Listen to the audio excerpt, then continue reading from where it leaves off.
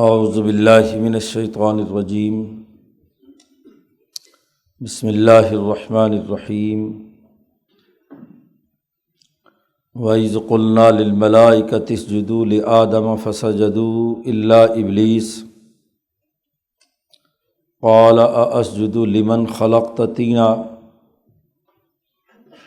قَالَ أَرَأَيْتَكَ هَٰذَا الَّذِي كَرَّمْتَ عَلَيَّ لَئِنْ أَخَّرْتَنِي إِلَىٰ يَوْمِ الْقِيَامَةِ لَأَحْتَنِكَنَّ ذُرِّيَّتَهُ إِلَّا قَلِيلًا قَالَ اذْهَبْ فَمَن تَبِعَكَ مِنْهُمْ فَإِنَّ جَهَنَّمَ جَزَاؤُكُمْ جَزَاءً مَّوْفُورًا وَاسْتَفْزِزْ مَنِ اسْتَطَعْتَ مِنْهُمْ بِصَوْتِكَ وَأَجْلِبْ عَلَيْهِمْ بِخَيْلِكَ وَرَجِلِكَ وَشَارِكْهُمْ فِي الْأَمْوَالِ وَالْأَوْلَادِ وَعِدْهُمْ وَمَا يَعِدُهُمُ الشَّيْطَانُ إِلَّا غُرُورًا إِنَّ عِبَادِي لَيْسَ لَكَ عَلَيْهِمْ سُلْطَانٌ وَكَفَىٰ بِرَبِّكَ وَكِيلًا رَبُّكُمُ الَّذِي یسجی لکم الفلک فی البحر لتبتغوا من فضلہ انہ کان بکم رحیما وَإِذَا مَسَّكُمُ الضُّرُّ فِي الْبَحْرِ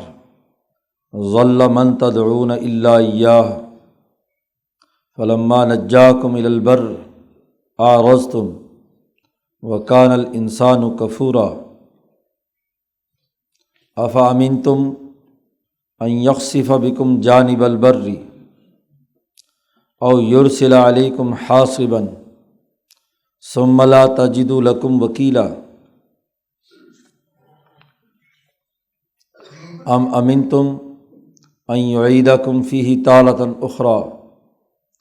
فیرسل علیکم قاصفا من الريح فیغرقکم بما کفرتم ثم لا تجدوا لکم علینا بہ تبیعا وَلَقَدْ كَرَّمْنَا بَنِي آدَمَ وَحَمَلْنَاهُمْ فِي الْبَرِّ وَالْبَحْرِ وَرَزَقْنَاهُمْ مِنَ الطَّيِّبَاتِ وَفَضَّلْنَاهُمْ عَلَىٰ كَثِيرٍ مِّمَّنْ خَلَقَ تَفْضِيلًا صدق اللہ العظیم۔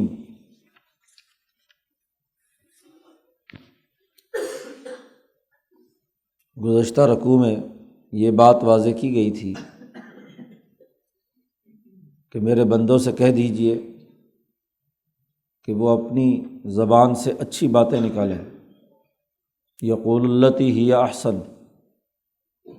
اور اچھی باتوں کی تفصیل پیچھے بیان کر دی تھی جن کا تعلق حقوق انسانیت سے، اللہ کی عبادت اور اللہ کے مقابلے میں کسی کو شریک نہ ٹھہرانا، والدین کے حقوق ادا کرنا، رشتہ داروں کے، یتیموں اور مسکینوں کے پورا تولنا، پورا ناپنا، بغیر علم و شعور کے کوئی بات نہ کہنا وغیرہ وغیرہ، تکبر اور غرور نہ کرنا۔ یہ جو احسن باتیں پیچھے اس صورت بنی اسرائیل میں بیان کی گئی ہیں وہ باتیں اختیار کرو، شیطان کی پیروی مت کرو۔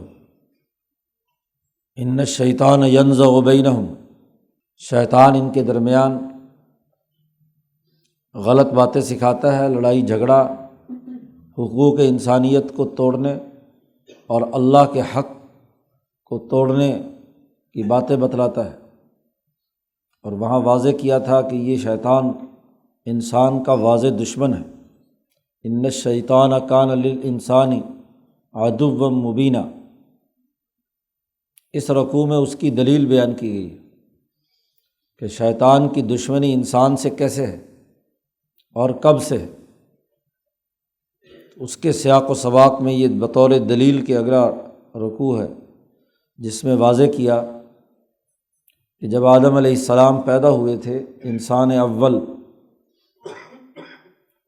اور اللہ نے اس کرۂ ارض پر موجود تمام فرشتوں سے کہا تھا کہ آدم کو سجدہ کرو، تو تمام نے آدم کی خدمت کرنے کے لیے، ان کی ضروریات کو پورا کرنے کے لیے ان کی خلافت کے نظام کو قائم کرنے کے لیے تمام فرشتوں نے سجدہ تعظیمی کیا تھا، اپنی تمام خدمات سپرد کر دی تھی انسان کے لیے، لیکن وہاں یہ ابلیس جو تمہارا دشمن ہے، اس نے اسی وقت اپنی دشمنی کا اعلان کر دیا تھا تو یہ جنات میں سے، اور بہت عبادات کر کے فرشتوں کی صفوں میں شامل ہوا ہوا تھا، اس تمنا اور آرزو سے کہ زمین کی خلافت مجھے ملے گی۔ انسان سے پہلے اس کرۂ ارض پر جنات کا غلبہ تھا، اور وہاں وہ ایک دوسرے سے سوائے لڑنے کے، خون بہانے کے، قتل و غارت گری کرنے کے اور کوئی کام نہیں کرتے تھے۔ فرشتوں کے ذریعے سے اللہ نے شیاطین الجن کو جب اس کرۂ ارض میں قتل کیا، راستے سے ہٹایا، تو یہ ان جنات میں سب سے شریف قسم کا جن تھا، ابلیس۔ اس نے فرشتوں کے ساتھ مل کر بڑے بڑے عفریت دیو جو ہیں وہ قتل کیے، عبادت کی، اور پھر فرشتوں کے ساتھ عبادت میں مشغول رہا کہ جیسے فرشتے جو کام کرتے وہ یہ کام کرتا۔ اب اس کی تمنا شروع سے یہ تھی کہ بڑے شیاطین جنوں کو قتل کرنے کے بعد زمین کی حکومت اور خلافت مجھے ملنی چاہیے، اسی لالچ میں یہ عبادت کرتا رہا۔ جب اللہ پاک نے اس بات کا اعلان کیا، انی جاعل فی الارض خلیفہ، میں زمین میں خلیفہ بنانے والا ہوں، اور آدم علیہ السلام کا تذکرہ ہوا، تو جس کے دل میں تکبر اور خلافت کا شوق، حکمرانی کا شوق اس کے دماغ پر سوار تھا،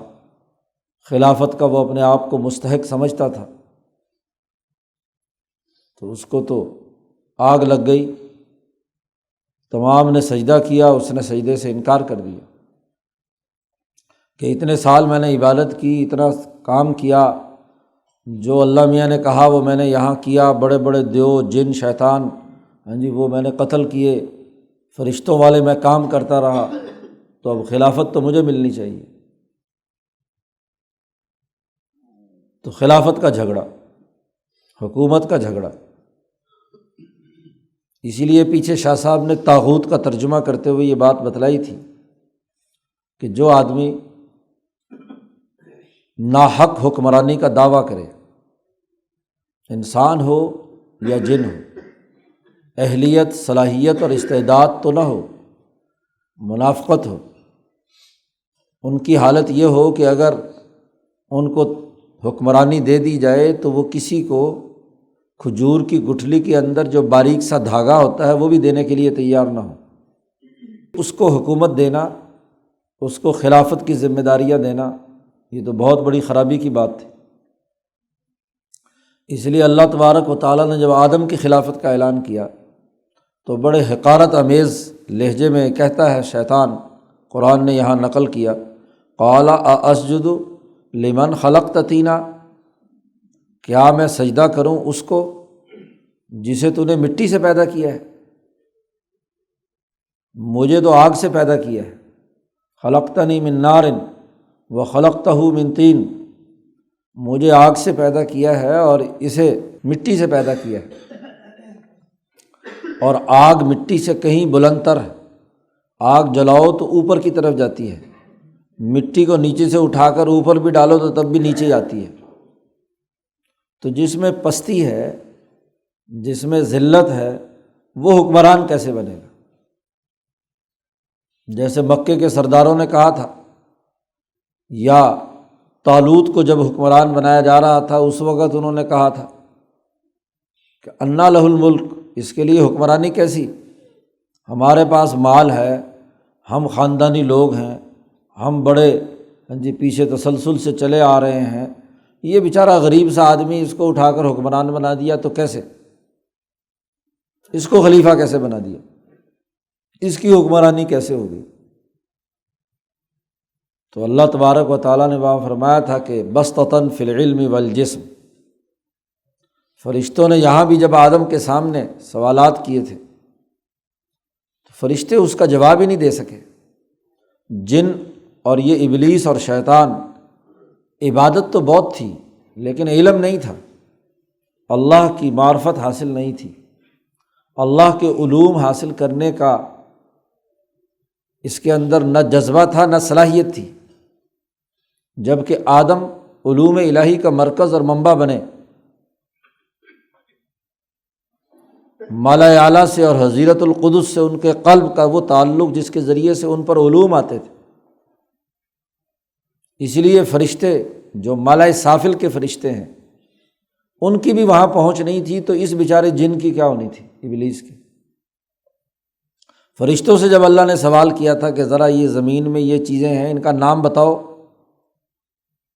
تو فرشتے بھی اس کا جواب نہیں دے سکے تھے، کیونکہ بھوک پیاس انسانی حقوق کی ادائیگی کا نظم و نسق یہ فرشتوں میں ہے ہی نہیں۔ وہ تو اس کائنات کا نظام چلانے والی ایسی انتظامیہ ہے، وہ تو ایک روبوٹ قسم کی انتظامیہ ہے کہ جس کو اللہ نے جو حکم اس کے اندر فیڈ کر دیا، جو حکم جاری کر دیا، وہ اس سے 1 انچ نہ ادھر ہو سکتے نہ ادھر۔ لا یعصون اللہ ما امرہم، جو اللہ انہیں حکم دے اس کی قطعی نافرمانی کر ہی نہیں سکتے۔ اور وَيَفْعَلُونَ مَا يُؤْمَرُونَ، اور جو انہیں حکم دیا جاتا ہے وہی کرتے ہیں۔ نئی چیزوں کو تخلیق کر کے راستہ بنانا یہ انتظامیہ کا کام نہیں ہوتا۔ انتظامیہ تو بیچاری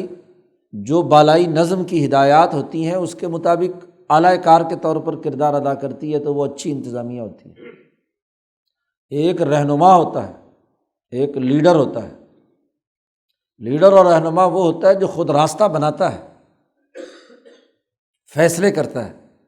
درپیش چیلنجز کا جائزہ لے کر اس کے حل کرنے کی عقل رکھتا ہے، وہ حکمران بننے کے قابل ہے۔ اور جو بیچاری انتظامیہ ہے جی، اس کی ٹریننگ اس بنیاد پر ہوئی ہے کہ جو ہدایت ملے گی وہ کریں گے۔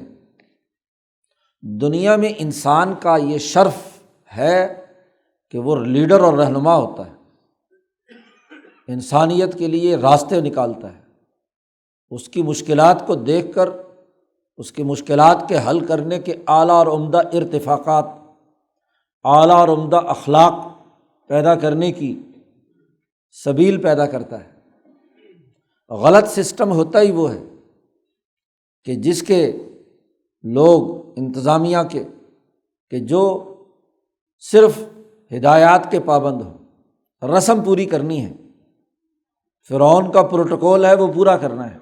چاہے اس سے کوئی فائدہ ہو یا نہ ہو۔ اس کے لیے جو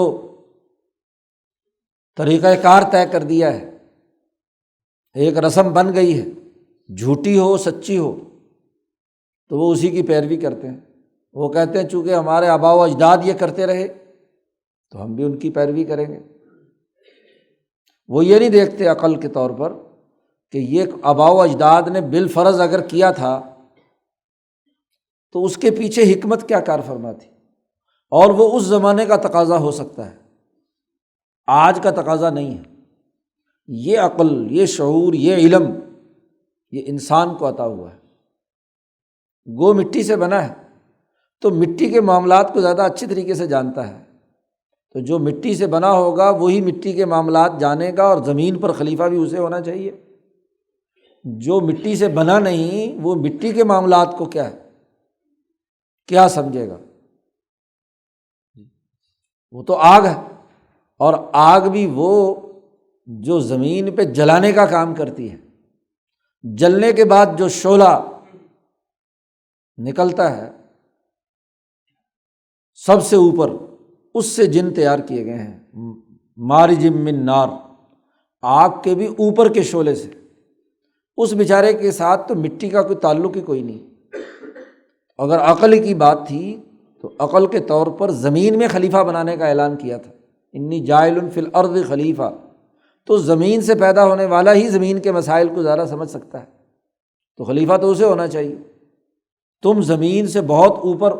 بقول اپنے دماغ میں خیال کر کے ساری زمین کو جلا کر اوپر جو شعلہ بنا اس سے تم بنے، اب کہتے ہو مجھے اس زمین کا خلیفہ بناؤ، تو یہ بھی خلاف عقل ہے۔ قالا کہتا ہے بڑے تکبر اور حقارت سے کہ اسجد میں سجدہ کروں لمن اس کو جس کو تو نے اے اللہ مٹی سے پیدا کیا ہے۔ اور پھر ایک اور بڑا سخت جملہ یہاں استعمال کرتا ہے شیطان، قالا ارأیتک،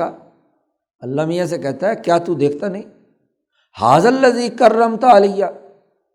یہ جو مٹی کا بت بنایا ہے تو نے، یہ جو زمین سے پیدا کیا ہے، اسے تو نے مجھ پر عزت دی ہے۔ عزت تو مجھے ملنی چاہیے تھی، اتنی صدیوں سے میں تیری خدمت کر رہا ہوں، غلامی کر رہا ہوں، عبادت کر رہا ہوں، ہاں جی، بڑے بڑے کام کر رہا ہوں، تو اتنے سال ہو گئے مجھے یہ کام کرتے ہوئے، تو خلافت کا حقدار تو میں، یہ بعد میں پیدا ہونے والا اور یہ بھی مٹی والا، اس کو تو نے کرمت علیہ، مجھ پر عزت دے دی۔ تو ان دونوں باتوں کا اللہ پاک نے آگے جواب دیا ہے۔ پہلے اس نے کہا تھا یہ مٹی سے پیدا ہے، تو اللہ میاں نے کہا کہ ٹھیک ہے، اگر تیرا خیال یہی ہے تو جا، تجھے راستہ بتاتے ہیں، آگے تفصیلات بیان کی ہیں، میرے جو اصل بندے ہیں ان پر تیرا کوئی عمل نہیں ہوگا۔ اور دوسری بات اس نے کہی تھی کہ ھذا الذی کرمت علیہ، تو اللہ نے کہا کہ ہاں وَلَقَدْ كَرَّمْنَا بنی آدم، ہم نے بنی آدم کو معزز بنایا ہے، عزت دی ہے، حکومت دی ہے اس کو، رائے عرض کی، خلافت اس کے سپرد کی ہے، اس لیے کہ وہ علمی تفوق رکھتا ہے زمین کے معاملات کو، وہ حیوانات کو بھی سمجھتا ہے، معدنیات کو بھی سمجھتا ہے، نباتات کو بھی سمجھتا ہے، ان چیزوں کے استعمالات کو بھی سمجھتا ہے، اپنی حکمت سے اور عمل اور کردار سے ان تمام چیزوں کو انسانی فائدے کے لیے استعمال کے ارتفاقات بھی جانتا ہے، اخلاق بھی جانتا ہے، اس لیے ہم نے اسے عزت دی۔ شیطان کہتا ہے اللہ سے کہ لئن اخرتنی الی یوم القیامہ، اگر تو مجھے ابھی فوری سزا نہ دے اور میری سزا کو تو مؤخر کر دے قیامت کے دن تک، مجھے زندہ رکھے، تو لأحتنکن ذریتہ الا قلیلا، تو میں ضرور اس کی اولاد کو لگام ڈالوں گا سوائے تھوڑے سے لوگ، ان کے اوپر سواری کروں گا۔ لأحتنکن، احتناق کہتے ہیں کسی کے منہ میں ڈھانڈی،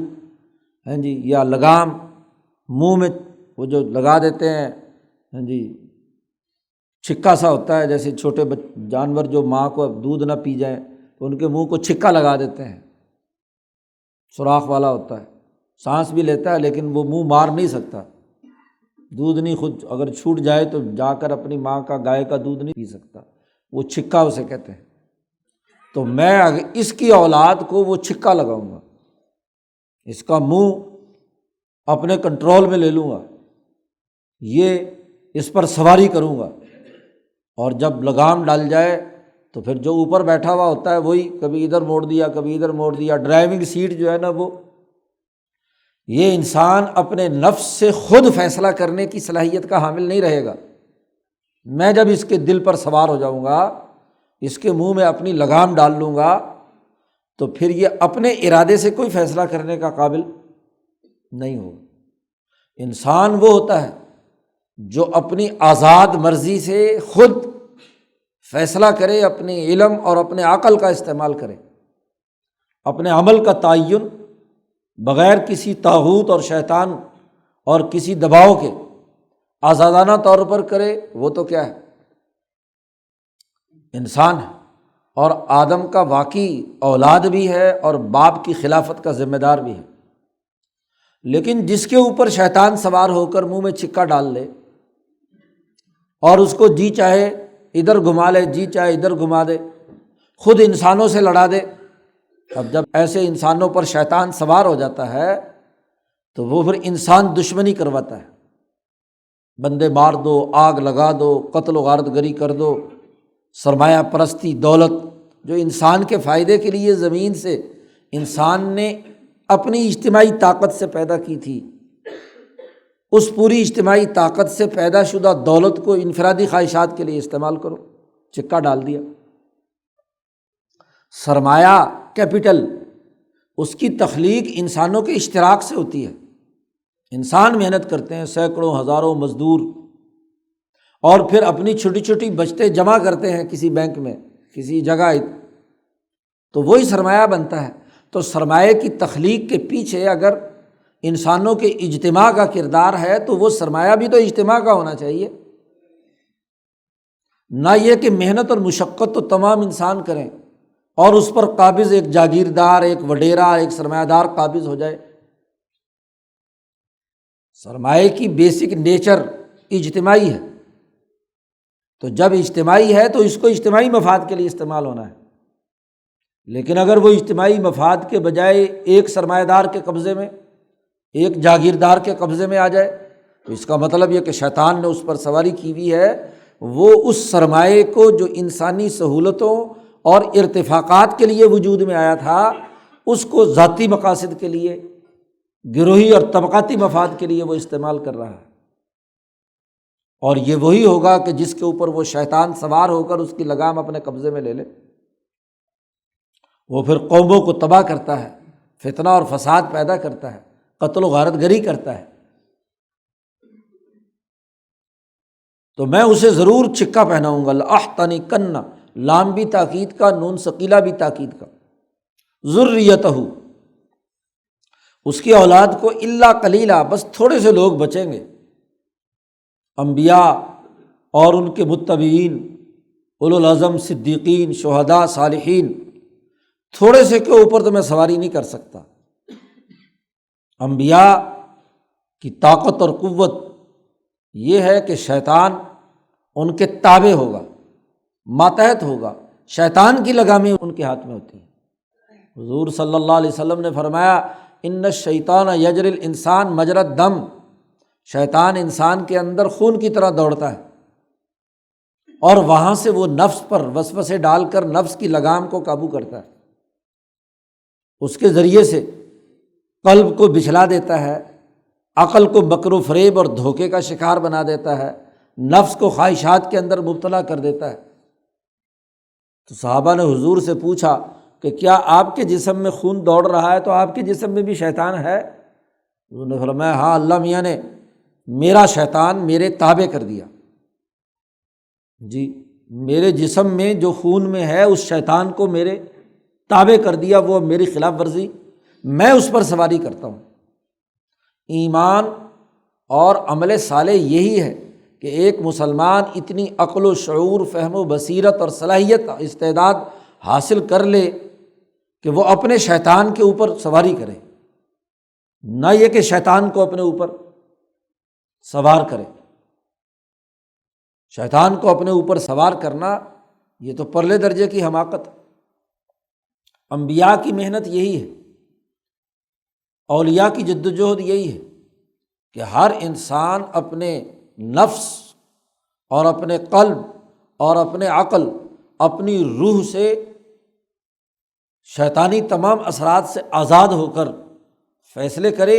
اور وہ خود سوار ہو۔ اس لیے حضرت شاہ ولی اللہ صاحب نے فرمایا کہ انسانی جسم ایک سواری ہے، نسمہ اس کے اوپر سوار ہے، اور اس نسمے پر روح ملکوتی سوار ہے۔ تو جس کی روح ملکوتی جو اللہ کی طرف سے آئی ہے، وہ اگر اس کے نسمے پر سواری کرے تو یہی سچی انسان کی خصوصیت ہے، گویا کہ وہ اپنا خود حکمران ہے، خود خلیفہ ہے، اپنے تمام اعضاء کا، اپنے کاموں کا، اپنی رائے کا، اپنی سوسائٹی کی تشکیل کا، کم از کم ہر فرد اپنی ذاتی سلطنت کا تو حکمران ہے ہی، کہ اس کا ہاتھ کہاں جا رہا ہے، اس کے پاؤں کدھر اٹھ رہے ہیں، اس کی نظریں اور نگاہیں کدھر جا رہی ہیں، اس کے جسم کی سوچنے سمجھنے کی صلاحیت کدھر جا رہی ہے، اس کا تو خلیفہ ہے وہ۔ اور پھر یہ سارے خلفاء اگر مل کر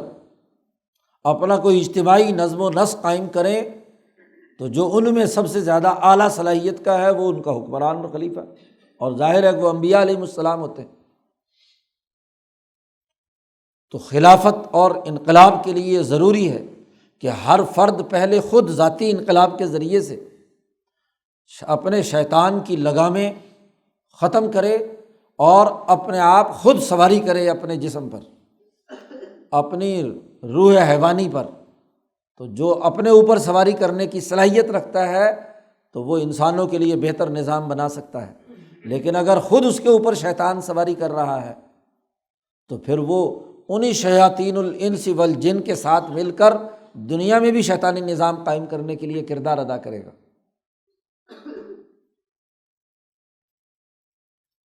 یہ بات شیطان نے اللہ کے سامنے وہاں کہی، ابلیس نے۔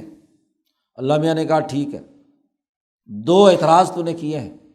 اور دونوں میں تجھے کیا ہے، کھلی چھٹی ہے، چل جا۔ قال اذهب، جاؤ، قیامت تک کے لیے تجھے مہلت دے دی، انک من المنظرین،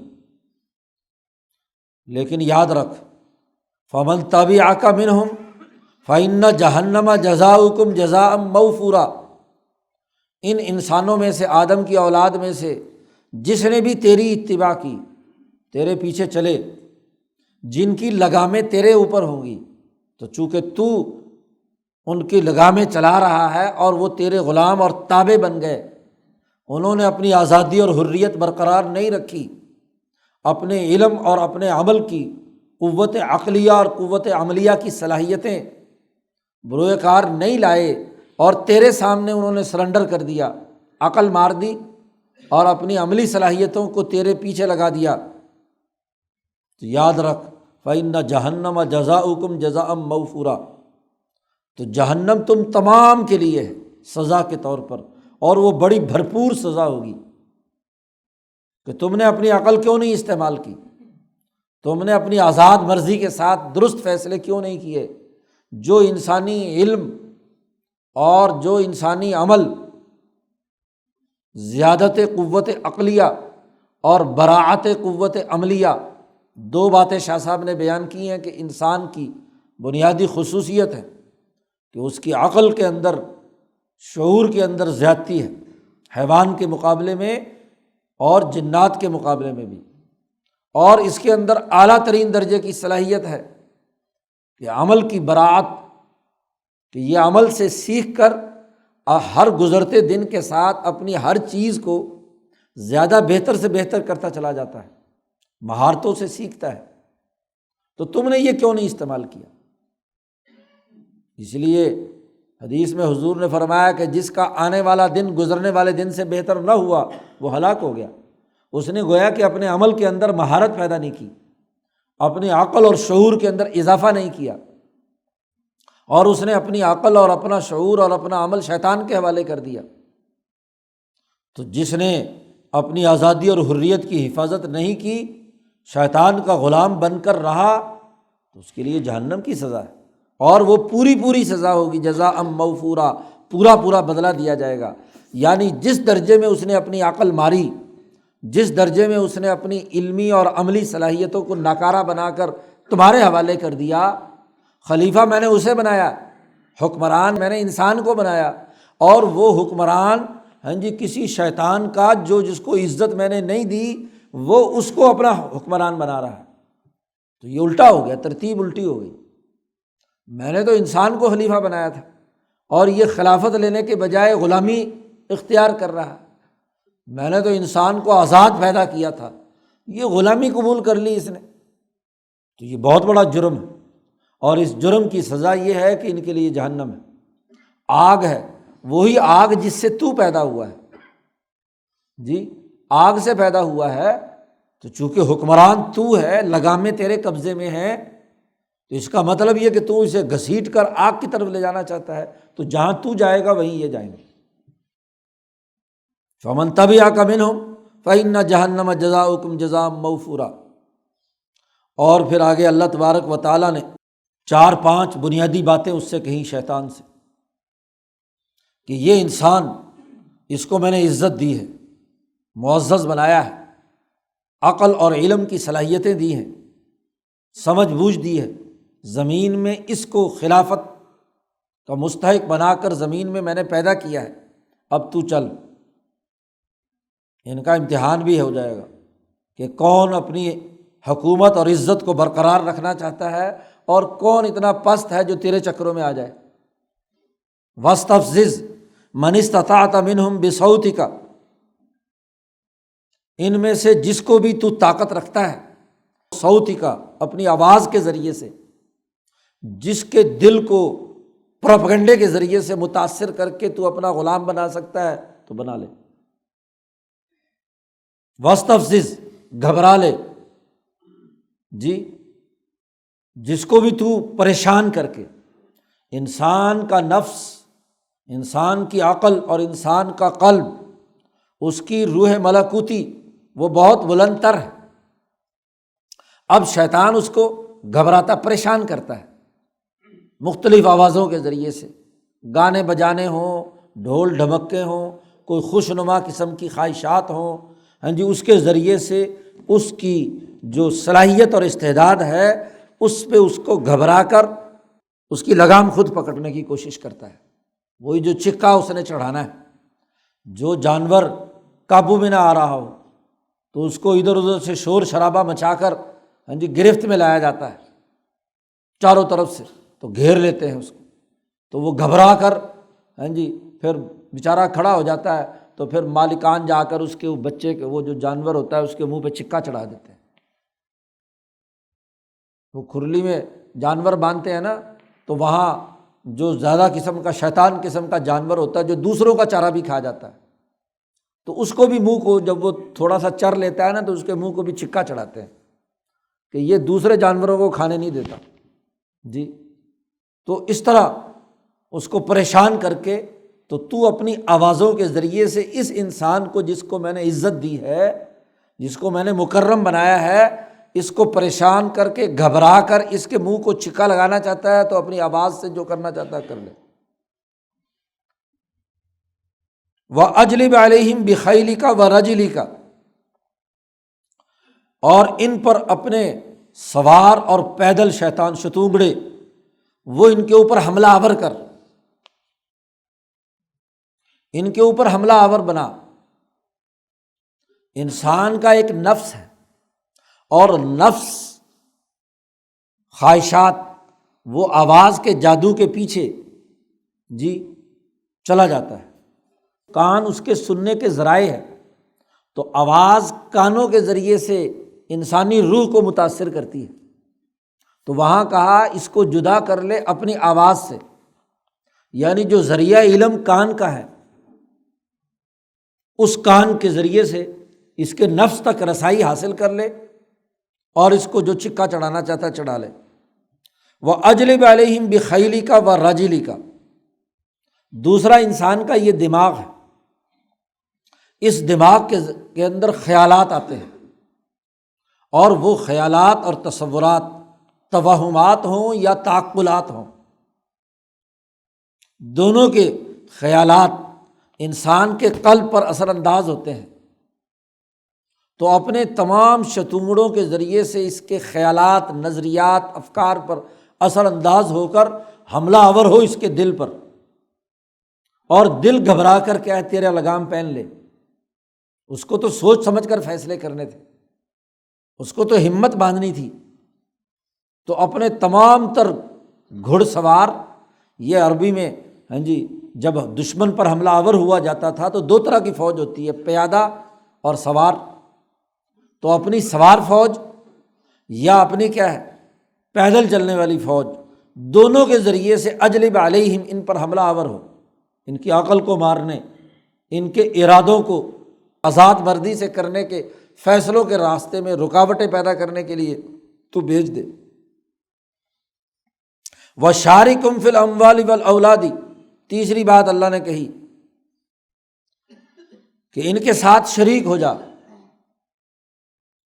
فی الاموال والاولاد، جو مال اللہ نے دیا تھا اور اس نے اپنی عقل سے کمایا تھا اس میں تو ساتھ جا کر شریک ہو جا۔ انسان نے اپنی عقل اور اپنے عمل، اپنی محنت اور مشقت سے مال کمایا، اور پھر تو شریک ہو کر ان کے ساتھ ان کو بتلا کہ یہ کام، یہ مال اللہ نے نہیں دیا، اللہ کی عطا کردہ عقل اور صلاحیت سے اور علم سے میں نے حاصل نہیں کیا، یہ تو شیطان نے دیا ہے۔ یا اس مال کو اس میں شیطان کو ساتھ شریک کر کے حصے دار بنا دے، اور شرکت یہی ہے کہ کام تو لوگوں نے کیا ہے اور سرمایہ دار نے اس مال پر خود قبضہ کر لیا، یہی شرکت۔ اور اسی طرح دی تو اولاد اللہ تبارک و تعالیٰ نے،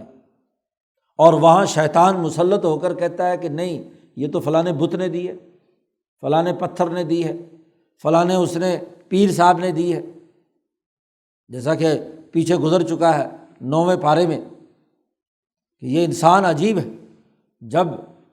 میاں بیوی کی وجہ سے اولاد پیدا ہوتی ہے، بیوی کے پیٹ میں جب بچہ پل رہا ہوتا تو اللہ سے مانگتے ہیں، اللہ میاں اس کو اچھا پیدا کر دے، لئن آتیتنا صالحا لنکونن من الشاکرین، اگر یہ بچہ صحیح طریقے سے پیدا ہو گیا تو اے اللہ ہم تیرے بڑے شکر گزار ہوں گے۔ لیکن فلما آتاہما، جب ان کو اولاد ہم دے دیتے ہیں تو فوراً کہتے ہیں یہ تو فلاں بت نے اور فلانی جگہ منت مانی تھی، فلاں پیر نے دعا کی تھی، فلاں کے مزار پر گئے تھے، تو شرک کرواتا ہے۔ تو اولاد میں اور مال میں جو تو کرانا چاہتا ہے ان سے کرا۔ اور چوتھی بات شیطان کو کہی اللہ نے، وعدہم، اور ان سے وعدہ کر، جھوٹے وعدے، اور اس وعدے کی حقیقت بھی بیان کر دی، وما یعدہم الشیطان الا غرورا، اور شیطان کے وعدے سوائے دھوکے کے اور کچھ نہیں، یعنی عقل کو فریب دینے کا عمل جھوٹے وعدوں سے۔ تو 4 ہی چیزیں تھیں انسان کے نفس کو چھکا چڑھانے کی، اس کے اوپر سواری کرنے کی، کانوں کے ذریعے سے، آنکھوں کے ذریعے سے، دل کے سمجھ کے ذریعے سے، عقل کے ذریعے سے۔ تو ان 4 کا ذکر کیا کہ یہی راستے ہیں اس انسان میں نفوذ کرنے کے، تو تجھے چھٹی ہے، جا جس راستے سے بھی تو حملہ آور ہونا چاہتا ہے ان پر حملہ آور ہو، اور ان کو گمراہ کرنے کے جتنے تیرے سے ہو سکتا وہ ہو۔ لیکن یاد رکھ، جو میرے بندے اپنی آزادی اور حریت کی حفاظت کرنے اور جو خلافت کے انعام کو صحیح طور پر استعمال کرنے والے ہوں گے، تیرا جادو ان پر نہیں چلے گا۔ تو چاہے کانوں سے آئے، آنکھوں سے آئے، دل سے آئے، عقل سے آئے، 4 ہی ممکنہ راستے تھے، ان 4 راستوں سے تو جیسے مرضی حملے کر۔ ان عبادی لیس لک علیہم سلطان، بے شک میرے جو بندے ہیں تیرا ان کے اوپر کوئی حکمرانی کا عمل نہیں ہوگا۔ تو جس راستے سے بھی آئے گا تجھے پہچان لیں گے اور تیری لگامیں کاٹ دیں گے، تیرا چھکا نہیں پہنیں گے۔ اپنے قلب کا تعلق اللہ کے مرکز علم سے تعلق پیدا کر کے ملائے اعلیٰ سے سچے علوم لیں گے، انسانی فائدے کے بہتر ارتفاقات بنانے کی جدوجہد کریں گے، جان بھی قربان کرنی پڑے گی تو کریں گے، لیکن تیری لگام نہیں پہنیں گے، تجھے ان پر طاقت اور قدرت حاصل نہیں ہوگی۔ وہی سچے خلفاء ہوں گے، وہی سچے آدم کی اولاد ہوں گے کہ جو اپنی عزت اور احترام کو برقرار رکھے۔ انسان ہوتا ہی وہ ہے کہ جس کو اللہ نے جو وقار اور عزت دی ہے وہ اپنی عزت کی حفاظت کرنا جانتا ہو۔ جو بغیرت ہو، جسے اپنی عزت کا احترام نہیں، جسے اپنی صلاحیتوں کا پتہ نہیں، وہ بیچارہ کیا ہے، وہ تو دوسروں کا غلام ہے۔ اسی لیے صوفیاء نے کہا کہ جو آدمی اپنے آپ کو پہچان لے وہ اپنے خدا کو پہچان لیتا ہے۔ من عرف نفسہ فقد عرف ربہ، اپنی صلاحیت، تم کون ہو، تمہیں خلیفہ بنا کر بھیجا ہے، تمہاری عقل، قلب اور نفس اعلیٰ ترین درجے کی صلاحیت کے اعتبار سے اس کرۂ ارض کی تمام چیزوں کو اپنے استعمال میں لا کر نئی سے نئی تخلیق کرنے، نئی سے نئی ترقیات کرنے کے لیے تمہاری نفس، قلب اور عقل کو پیدا کیا گیا۔ تو اپنے وقار کو سمجھو، اپنے آپ کو سمجھو، تو اپنی عقلی اور عملی صلاحیتوں کو صحیح بروئے کار لاؤ گے تو گویا کہ تم نے خدا کو پہچان لیا۔ تم نے خدا کی دی ہوئی عزت کا احترام کیا تو خدا کو پہچان لیا کہ اس منعم حقیقی نے ہمیں یہ نعمت دی تھی اور اس نعمت پر ہم مستقل طور پر قائم ہیں، کسی کی حکمرانی، کسی طاغوت کی حکمرانی ہمیں تسلیم نہیں۔ اسی کو پچھلی صورت میں کہا کہ ان اعبدوا اللہ واجتنبوا الطاغوت، اللہ کی غلامی کرو، اللہ کی عبادت کرو۔ اور اللہ کی عبادت یہ ہے کہ اللہ نے جو تمہیں عقلی اور علمی اور عملی صلاحیتیں دی تھی، تمہیں خلیفہ بنا کر بھیجا تھا، تمہیں عزت دی تھی، اپنی اس عزت کو برقرار رکھو، تو یہ تو عبادت ہے۔ اور اگر اپنی عزت کھو کر شیطان کے قبضے میں دے دو تو کہا اجتنبوا الطاغوت، اس طاغوت اور شیطان سے کیا ہے بچو۔ وکفا بربک وکیلا، اور ایسے لوگوں کے لیے تیرا رب کام بنانے والا وکیل ہے، جو اپنی علمی، عقلی اور جسمانی صلاحیتوں کو خلافت کی ذمہ داریوں کے تحت تربیت دیں گے، ان کے لیے اللہ کافی ہے، کیونکہ انہوں نے اللہ کی اس نعمت کی قدر کی، اور جو اللہ کی نعمت کی قدر کرتا ہے لئن شکرتم لازیدنکم، اگر تم شکر ادا کرو گے ان نعمتوں کا تو میں تمہیں مزید دوں گا۔ اور جو انبیاء علیہم السلام اس کے لیے کام کرتے ہیں، اللہ نے کہا صبر و استقامت کے ساتھ ڈٹے رہو، فإنک بأعیننا، آپ ہماری نگاہوں کے سامنے ہیں۔ تو انبیاء اور اولیاء اور اونچے لوگوں کی نگرانی خود اللہ تبارک و تعالیٰ کرتا ہے۔ جب تم اپنی علم اور اپنی عزت اور اپنے وقار کی حفاظت کے لیے کردار ادا کرو گے۔ قرآن نے آگے مزید وضاحت کی، ربکم، تمہارا رب تو وہ ہے، پیچھے کہا تھا کفا بربک وکیلا، رب تمہارا وکیل اور نگہبان ہے، شیطانی اثرات سے تمہیں بچاتا ہے۔ تمہارا رب تو وہ ہے الذی یزجی لکم الفلک فی البحر، جو تمہارے لیے سمندر میں کشتیاں چلاتا ہے، وہ پروردگار ہے۔ تمہاری حکومت کے لیے، خلافت کے لیے، انسانوں کے لیے ہم نے کشتیاں سمندر پر چلانے کی طاقت اور قوت اس کے اندر عطا کر دی۔ انسان کے دماغ نے سوچا کہ سمندر پر سفر کیسے کیا جائے، تختے جوڑے، کشتیاں بنانے کا طریقہ سکھایا، پھر اس کشتی کو کیا ہے پانی پر ڈال کر پانی پر چلانے کا کام، اس کی عقل اور صلاحیت اس کے اندر ہم نے عطا کی۔ بڑے بڑے بحری بیڑے بنا کر ایک جگہ سے دوسری جگہ لے جانے کی صلاحیت اور استعداد پیدا کی، لِتَبْتَغُوا مِنْ فَضْلِهِ، تاکہ تم اللہ کا فضل تلاش کرو، تجارت کرو، کاروبار کرو، ملک کو ترقی دو، یہ اللہ کا فضل ہے۔ اللہ کا مال تلاش کرو، فضل مال، وَابْتَغُوا مِنْ فَضْلِ اللَّهِ، انسانی سہولتوں اور انسانی ضروریات کے لیے مال کی ضرورت ہے، اور سیاسی طاقت کی ضرورت ہے۔ فضل کے اندر سیاسی طاقت بھی شامل ہے۔ جو سمندروں پر حکمرانی کرتے ہیں، جن کے بحری بیڑے مضبوط ہوتے ہیں، وہی دنیا میں حکمران اور خلیفہ بنتے ہیں۔ انہ کان بکم رحیما، بے شک اللہ ہی تم پر بہت رحم کرنے والا، مہربان ہے، اس لیے اس نے جو تمہیں عزت دی ہے اس عزت کے مطابق اپنا کردار ادا کرو۔ اور پھر ذرا سوچو تو صحیح، خاص طور پر اس زمانے کے مکے کے ان مشرکوں سے کہا جا رہا ہے وَإِذَا مَسَّكُمُ الضُّرُّ فِي الْبَحْرِ، جب تمہیں سمندر میں جو تم نے کشتیاں دوڑائی ہیں اور پھر وہیں کوئی طوفان آ جاتا ہے، مد و جزر شروع ہو جاتا ہے، بڑے بڑے پہاڑ کی طرح لہریں سمندر کے اندر ابھرتی ہیں۔ یہ مکے والے سفر کرتے تھے بحیرہ احمر میں، جہاز عدن سے چلتے اور وہ مصر تک پہنچتے، جدہ کی بندرگاہ سے گزرتے ہوئے، تو یہ اس پر سفر کرتے تھے، مال لے کر ادھر جاتے تھے۔ لیکن بڑا اگر کوئی طوفان آ گیا پانی میں تو فوری طور پر ملاح کیا کہتا تھا، وہاں عربی میں اعلان کرتا تھا سارے لوگوں کو کہ بھائی جس کے ہاتھ میں جو لات منات پتھر بت ہیں سب پھینکو،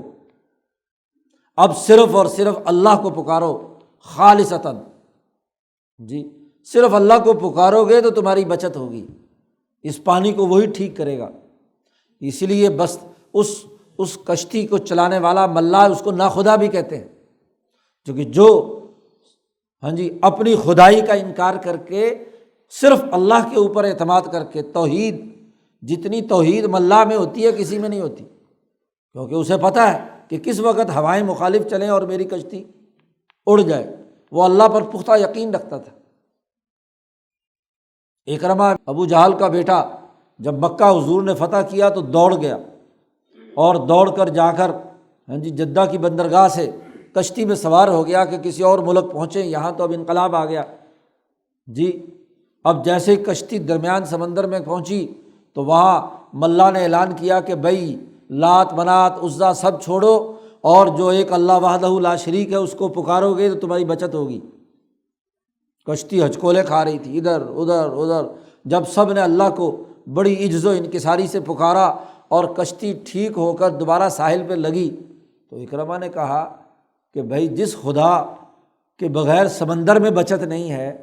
تو اس خدا کی دعوت تو محمد دے رہے ہیں صلی اللہ علیہ وسلم، تو کیوں نہ اس دعوت کو قبول کروں۔ تو واپس آ کر حضور سے معافی مانگی اور کلمہ پڑھ کر کہا اشہد ان لا الہ الا اللہ۔ اگر سمندر میں بچت اس کے بغیر نہیں تو خشکی میں بچت کیسے ہوگی؟ تو قرآن کہتا وَإِذَا مَسَّكُمُ الضُّرُّ فِي الْبَحْرِ، جب تمہیں سمندر میں،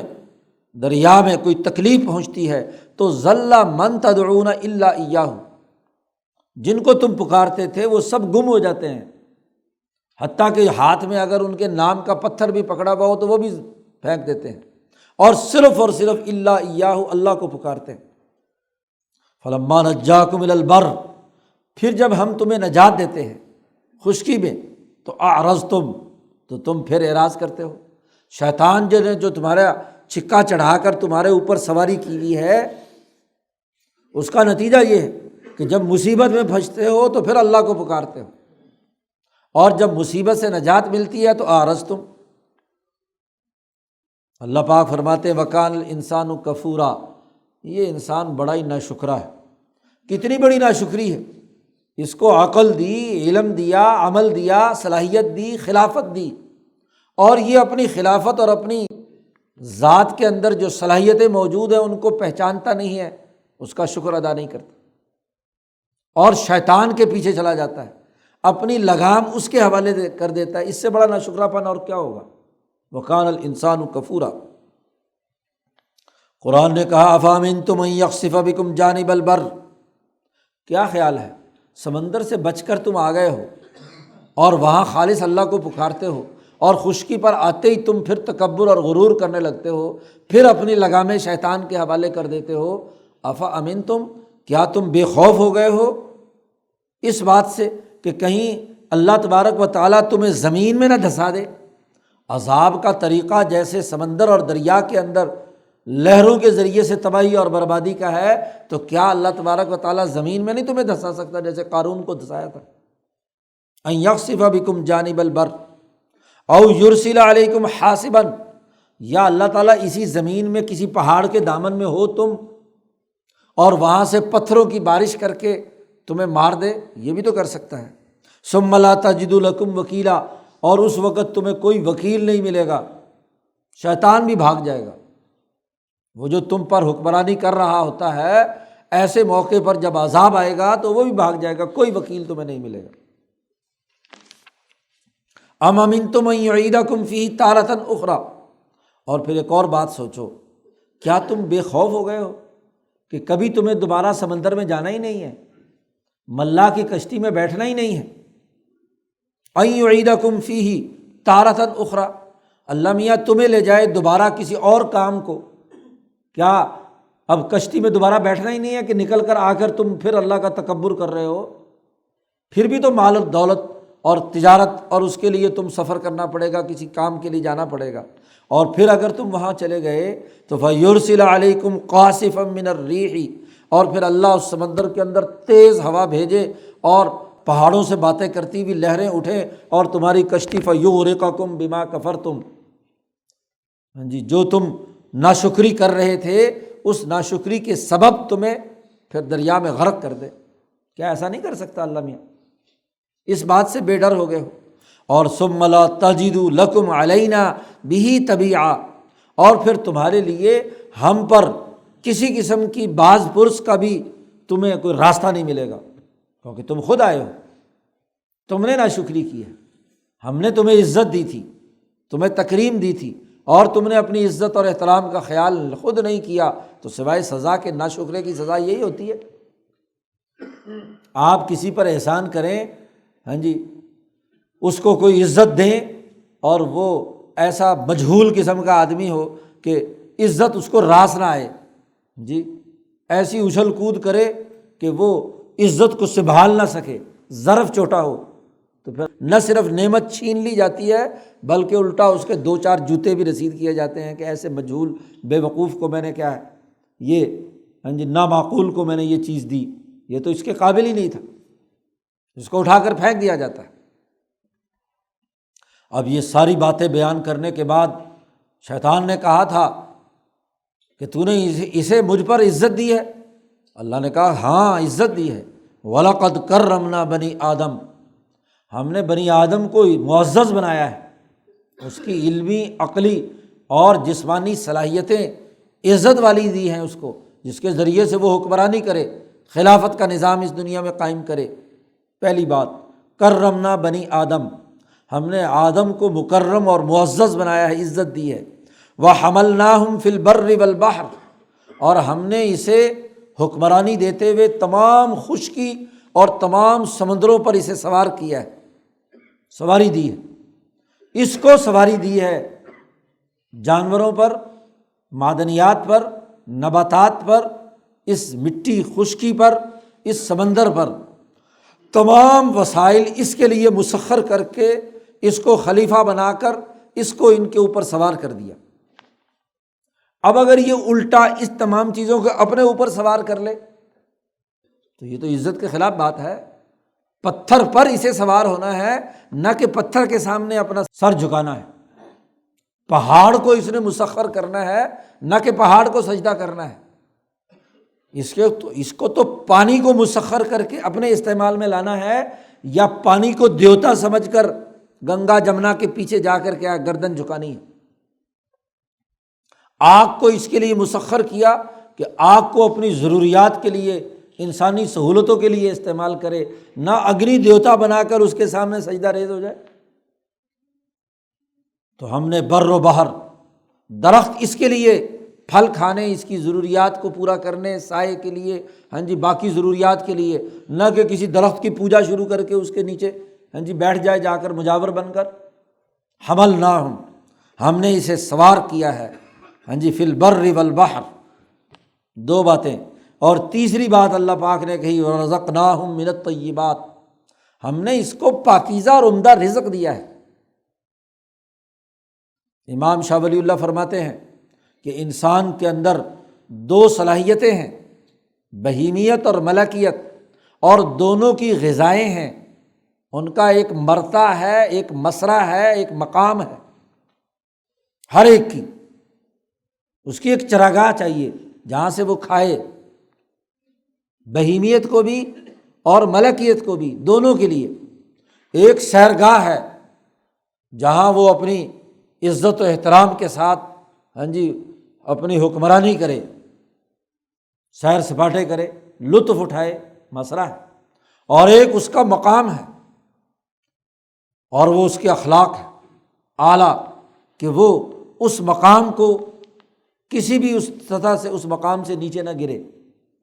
تو بہیمیت کی بھی یہ تینوں چیزیں ہیں، سطحات میں شاہ صاحب نے اس کی بڑی تفصیل سے وضاحت کی ایک سطح میں۔ ایسے ہی ملکیت کی بھی ایک تینوں چیزیں ہیں، اس کی چراگاہ، اس کی عقل کی چراگاہ ملائے اعلیٰ سے علوم لینا ہے۔ اگر نبی ہے تو براہ راست، اور اگر نبی نہیں ہے تو نبی کے واسطے سے، صدیقین اور شہداء اور اہل علم کے واسطے سے وہ اس علم کی چراگاہ میں جا کر اپنی غذا لے۔ رزقناہم من الطیبات، پاکیزہ رزق ہم نے اس کی عقل کے لیے فراہم کیا ہے۔ اور ایک اس کی عقل کی سیرگاہ ہے، بلندی فکر، بلندی، وہ ملائے اعلیٰ کے علوم سے، ملکیت کے واسطے سے اپنی اس سیرگاہ کی سیر کرتا ہے، اور اس کی سیرگاہ کا اعلیٰ ترین مقام وہ جنت کا مقام ہے کہ اس سے کم پر وہ راضی نہیں ہوتا۔ اس کے سامنے دنیا کی نعمتیں آتی ہیں، اس کے سامنے تو آئیڈیل وہ ہے۔ یہ دنیا کی نعمتیں کیا حیثیت رکھتی ہیں؟ یہ دنیا کا پھل، یہ فروٹ، یہ دنیا کی غذائیں، یہ دنیا کی عورتیں یا جنسی لذات، یہ جانور، یہ گوشت، یہ کھانے پینے کی چیزیں، یا دنیا کی حکمرانی، یہ چھوٹی سی حکمرانی کرنی ہے ایک ریاست کی؟ نہیں، اس کا دماغ اور اس کی عقل جب انبیاء علیہم السلام کی عقل ملائے اعلیٰ سے لیتی ہے، اولو العزم انسانوں کی عقل وہاں سے لیتی ہے، تو ان کے سامنے معیار جنت کا ہوتا ہے۔ اور جس کے دماغ میں اعلیٰ معیار ہو وہ دنیا کی حقیر چیزوں کے دل لگائے گا۔ زہد اور تقویٰ تو تبھی پیدا ہوتا ہے، حیوان کی ضرورت، بہیمیت کی ضرورت تو ضرور پوری کرے گا زندہ رہنے کے لیے، اسے یہ رزق کھانا ہے۔ یہ تو یہاں کی اس محدود دنیا کی محدود غذا ہے جو ایک محدود وقت کے لیے ہے، وہ اس کے ساتھ دل نہیں لگاتا۔ مال ہے انسانی فائدے کے لیے خرچ کر دیتا ہے، کیا ضرورت ہے، وہ جنت کا مال لیں گے جی۔ اور کوئی صلاحیت ہے وہ انسانیت میں بانٹتا ہے کہ اس کی کیا حیثیت ہے، حیثیت تو اس مقام کی ہے جہاں جانا ہے۔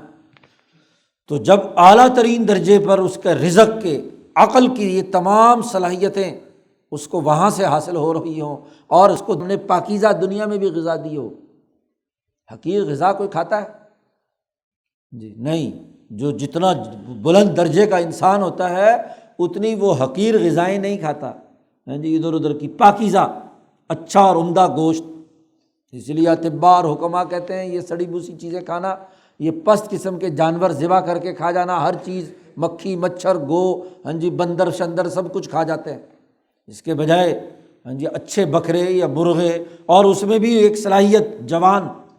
نہ یہ کہ کیا ہے مریل سا جو کسی کام کا نہیں ہوتا، چلو کاٹو مال پاکستانیوں کو کھلا دو۔ تو ہم نے اس کو عزت دی ہے اور اس کو طیب رزق دیا ہے، اعلیٰ اور عمدہ۔ حکمرانوں کے لیے ایسا ہی رزق ہونا ہے۔ اس کو جب ہم نے زمین میں خلیفہ بنایا ہے تو یہ زمین کا حکمران ہے، اس کو اچھی چیزیں منتخب کر کے کھانی ہے،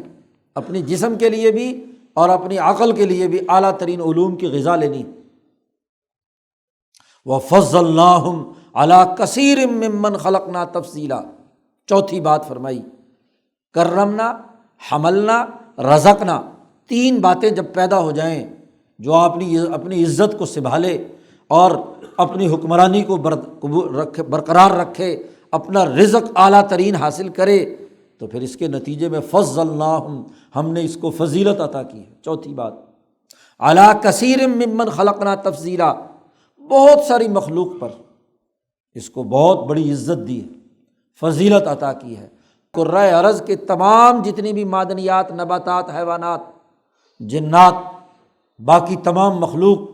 اس پر بھی عزت دی ہے، بلکہ مالائے سافل میں اور اس کرۂ ارض پر کام کرنے والے فرشتے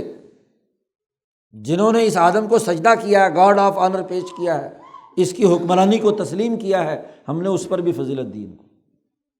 اعلیٰ درجے کی فضیلت۔ یہ مالائے سافل کے فرشتوں کی بات ہو رہی ہے، مالائے اعلیٰ کے فرشتے ان کا مقام تو بہت بلند تر ہے، بالخصوص وہ چار بڑے فرشتے جبرائیل، اور وہ بھی انسانوں میں سے جو سب سے اعلیٰ انسان امام الانبیاء حضرت محمد مصطفیٰ ہے، ان سے تو نیچے ہیں، ان کے لیے تو خدمت گار ہے جی۔ تو بات یہ ہے کہ یہ ہم نے انہیں فضیلت دی۔ شیطان کو کہا تھا چار باتیں کر، وَاسْتَفْزِزْ مَنِ اسْتَطَعْتَ وَأَجْلِبْ عَلَيْهِمْ بِخَيْلِكَ وَشَارِكْهُمْ فِي الْأَمْوَالِ وَعِدْهُمْ، چار طریقے سے اس پر حملہ آور ہو، اور اللہ نے کہا ہم نے چار طریقے سے اس کو عزت دی، کرمنا، حملنا، رزقنا، فضلنا۔ اور فضلنا سب میں جمع کا صیغہ استعمال کیا ہے، یعنی اس کرۂ ارض کی تمام مالائے اعلیٰ کی قوتیں، تمام تر تخلیقات، ان کے اجتماع سے، ان کے اجماع سے ہم نے ان کو یہ چار فضیلتیں اس انسان کو عطا کی۔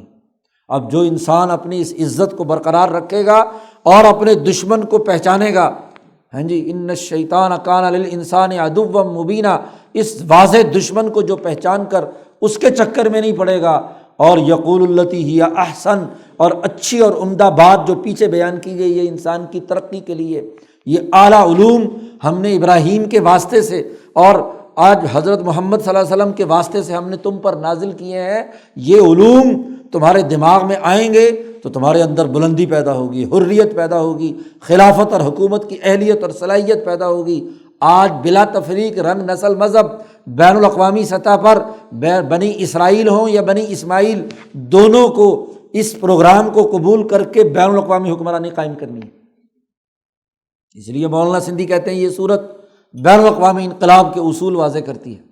کہ کل انسانیت کو ہم نے خلافت اور حکومت دی ہے، اور وہ لوگوں اپنی صلاحیت اور استعداد اور اپنی اس نعمت جو اللہ نے تمہیں دی ہے اس کا پاسداری کرو گے تو پھر کامیابی ہے، اور اگر تم نے غلامی اختیار کر کے اپنی عزت کو خود پامال کیا، پستی اختیار کی، شیطان کا چھکا اپنے منہ پہ چڑھا لیا، تمہارے دل پر، دماغ پر، عقل پر شیطان مسلط ہو گیا، تو یہ سب سے بڑی خرابی اور تباہی کی بات ہے۔ اس لیے شعور کی بات یہ ہے، فہم اور عقل کی بات یہ ہے کہ اپنی صلاحیتوں کو استعمال میں لا کر اپنے آپ ان کے اوپر، شیطان پر اور باقی قوتوں پر سواری کرو، تو پھر تو کامیابی ہے۔ اور اگر خود تم سواری بن جاؤ تو اس ذلت کے علاوہ اور کیا ہے۔ اللہ تعالیٰ قرآن حکیم سمجھنے اور اس پر عمل کرنے کی توفیق عطا فرمائے۔ اللہم صلی اللہ۔